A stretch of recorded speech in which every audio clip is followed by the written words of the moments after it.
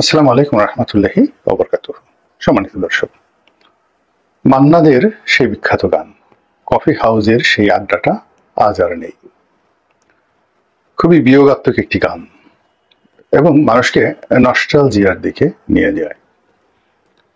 এই গানের মাধ্যমে মান্না দে যে জিনিসটি বোঝাতে চেয়েছে যে জীবনের একটি স্বর্ণালীর সময় কিছু বন্ধু, কিছু বান্ধবী তারা একসাথে বসে কলকাতার একটি কফি হাউজে আড্ডা দিতেন, নিয়মিত আড্ডা দিতেন এবং সেখানে কত সুখ, কত স্মৃতি, তারপরে কত কৌতুক, কত স্বপ্ন, কত আশা।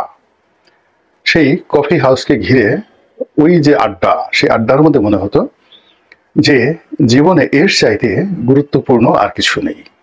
সময় হলে আড্ডাতে যেতে হবে এবং সেখানে গিয়ে যে যার মতো করে যে গান জানে সে গান গাইবে, যে পত্রিকায় লিখে সে আজকে কি লেখা হলো সেটা সবাইকে দেখাবে, ইত্যাদি নানা বিষয়গুলো অসাধারণ একটা সুরে তিনি তার কণ্ঠে একটি অমর সঙ্গীত দিয়ে আমাদের সবাইকে একটা নস্টালজিয়ার মধ্যে ফেলে দিয়েছেন।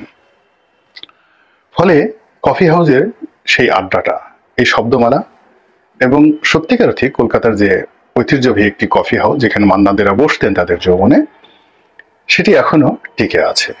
তো সেই ঘটনার উপর ভিত্তি করে আজকের এই ভিডিওটি আওয়ামী লীগের যে কফি হাউস, সেই আওয়ামী লীগের কফি হাউসের ফ্যান্টাসি কি হতে পারে সেটি নিয়ে আলোচনা করব। তো মান্নাদেরা যে কফি হাউস বা কফি হাউসের কথা বলেছেন, আওয়ামী লীগের যারা শাসক ছিলেন, তারপর সুবিধাভোগী ছিলেন, দালাল ছিলেন, ফুরিয়া ছিলেন, কর্মী ছিলেন, নেতা ছিলেন এবং তাদের মধ্যে একটা বিরাট অংশ যে কফি হাউসের যে আড্ডা, সেই আড্ডা নয়, মধুর ক্যান্টিনের আড্ডা নয়, আওয়ামী লীগ অফিসের আড্ডা নয়, মানে ওয়েস্টিনের আড্ডা, 5 স্টার হোটেল শেরাটনের আড্ডা, সোনারগাঁয়ের আড্ডা, তারপরে ক্লাব পাড়ায় ক্যাসিনোর আড্ডা, এরপরে বিভিন্ন রকম রংমহল তারা গড়ে তুলেছিলেন, শত শত রংমহল গড়ে তুলেছিলেন এবং সেই রংমহলে দেশের বাইজিরা নাচত, বিদেশ থেকে বাইজিরা আসতো। ঢাকার যে অভিজাত ক্লাবগুলো ছিল সেই ক্লাবগুলোর বাইরেও তারা বেশ কয়েকটি নতুন নতুন ক্লাব তারা তৈরি করেছিলেন এবং ওই ক্লাবের ধারের কাছে সাধারণ মানুষের যাওয়ার কোনো সুযোগ ছিল না। সেখানে মদ্যপান, তারপরে শেষে সেই রসনা তৃপ্তির জন্য উপাদেয় খাবার, সঙ্গীত, নৃত্য, একজনের হাত ধরে, অর্থাৎ এক স্ত্রীর হাত ধরে অন্য স্ত্রী, পরের স্ত্রীর হাত ধরে, তারপর শেষে আরো যা কিছু এখানে অশ্লীলতা, অশ্রাব্য বলতে যা কিছু রয়েছে সেটা তারা গড়ে তুলেছিলেন। তার সঙ্গে সঙ্গে তারা বেশ কিছু হোটেল, মোটেল, রিসোর্ট, সেটা ঢাকার আশেপাশে, সিলেটে, কক্সবাজারে তারা গড়ে তুলেছিলেন। একটা দুটো নয়, শত শত। তো এগুলোর মধ্যে আবার বেশ কিছু রয়েছে 5 তারা মানের, 5 স্টার। এখন এই 5 স্টার হোটেলগুলোর একটা বিরাট অংশ তারা কমার্শিয়ালি ব্যবহার করতেন, বাণিজ্যিকভাবে, আর কিছু অংশ তারা নষ্টামের জন্য, বদমাশির জন্য এবং সেখানে নিজেদের ব্যবসা বাণিজ্যের জন্য, কালোবাজারের জন্য এবং প্রতিপক্ষকে সেখানে সেই ট্র্যাপে ফেলে সেখানে নিয়ে আটকে, সেখানে অনেক 5 স্টার হোটেলের মধ্যেও নাকি আয়না ঘরের মতো বিভৎস টর্চার সেলস ছিল বলে এখন আমরা জানতে পারছি। তো এই জিনিসগুলো ছিল এবং এর সাথে সাথে কারা কারা জড়িত ছিলেন, পুলিশের কারা ছিলেন, অন্যান্য বাহিনীর কারা ছিলেন, তারপরে আমলাতন্ত্রে কারা ছিলেন, ব্যবসায়ীদের কারা ছিলেন, এগুলো রাজনীতিবিদদের মধ্যে কারা কারা ছিলেন, ব্যবসায়ীদের মধ্যে কারা কারা ছিলেন, গুন্ডা, বদমাইশ, চাঁদাবাজ, মাস্তান কারা ছিলেন, এগুলো সবই ওপেন সিক্রেট। কিন্তু যেহেতু আমরা খুব সহজে ভুলে যাই, এজন্য সেই নামগুলো এখন আপনি সেগুলো মনে করতে পারবেন না, চেহারাগুলো হয়তো আর কয়েকদিন পরে মনে থাকবে না।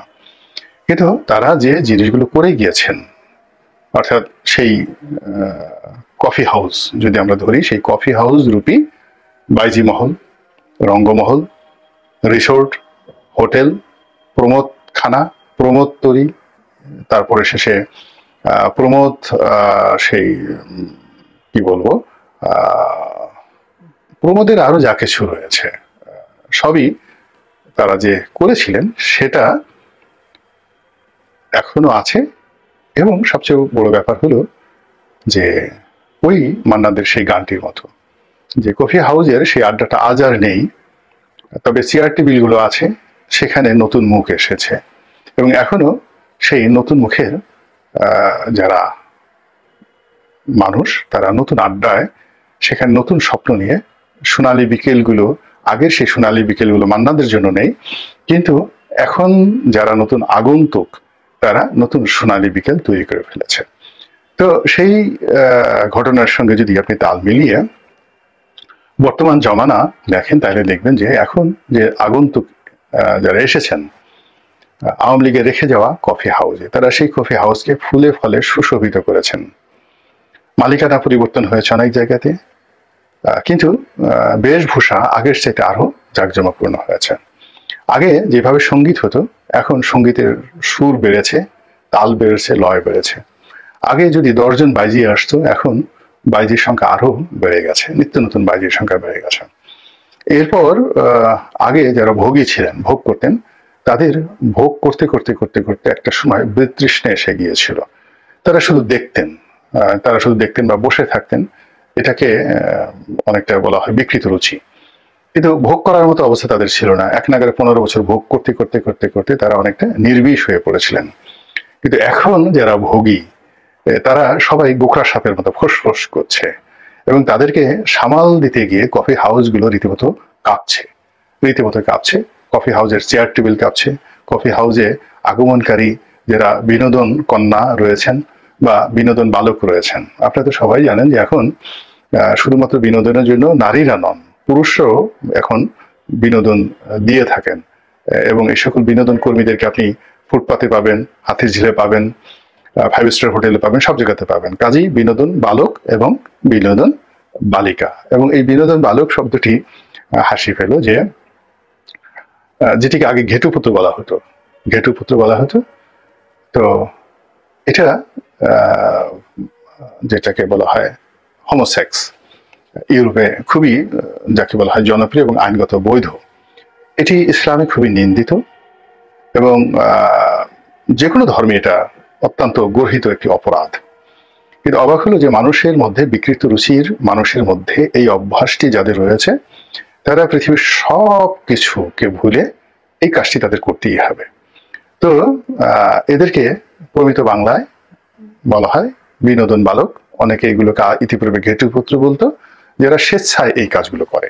আর যারা জোর করে এই কাজগুলো করে, বিশেষ করে বিশেষ একটি এলাকার মানুষ, বিশেষ একটি সম্প্রদায়ের মানুষ, তারপরে বিশেষ একটি শ্রেণীর মানুষের মধ্যে এই ধরনের যাকে বলে পুরুষ ধর্ষণ এটি ব্যাপকভাবে তারা নিন্দিত। যাই হোক, এখন এদের সংখ্যা বর্তমানে বাড়ছে না কমছে, এটা আপনারা খুব ভালো করে বুঝতে পারেন এবং এদের ক্ষমতা যত বাড়বে ততই এদের যে এই সকল অপরাধ, এই অপরাধ বাড়তে থাকবে। তো যাই হোক, এই কথাটা আমার হঠাৎ করে এই বিনোদন বালকের কথাটা মনে পড়লো সালাউদ্দিন কাদের চৌধুরী সাহেবের একটি বক্তব্যে।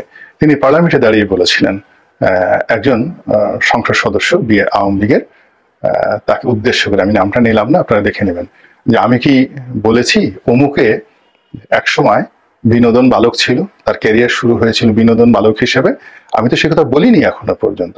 তো এইরকম বিনোদন বালক এবং বিনোদন বালকের যারা রক্ষক, তারা এখন এই যে বর্তমান জমানাতে এসে আওয়ামী লীগের যে রেখে যাওয়া কফি হাউসগুলো, সেই কফি হাউসগুলোতে এমন আড্ডা তারা সেখানে তৈরি করে ফেলেছিলেন, সেই আড্ডা দেখে এবং সেই আড্ডার নির্মমতা, নৃশংসতা, অশ্লীলতা, অশ্রাব্যতা এমন একটা পর্যায়ে পৌঁছে গেছে, ওই জায়গা দিয়ে এখন ইবলিশ শয়তানও যেতে ভয় পায়, যে কখন ইবলিশ শয়তানকে ধরে নিয়ে ওরা বিনোদন বালক বানিয়ে ফেলে। এই জন্য ইবলিশ শয়তানও সেখান থেকে যায় না।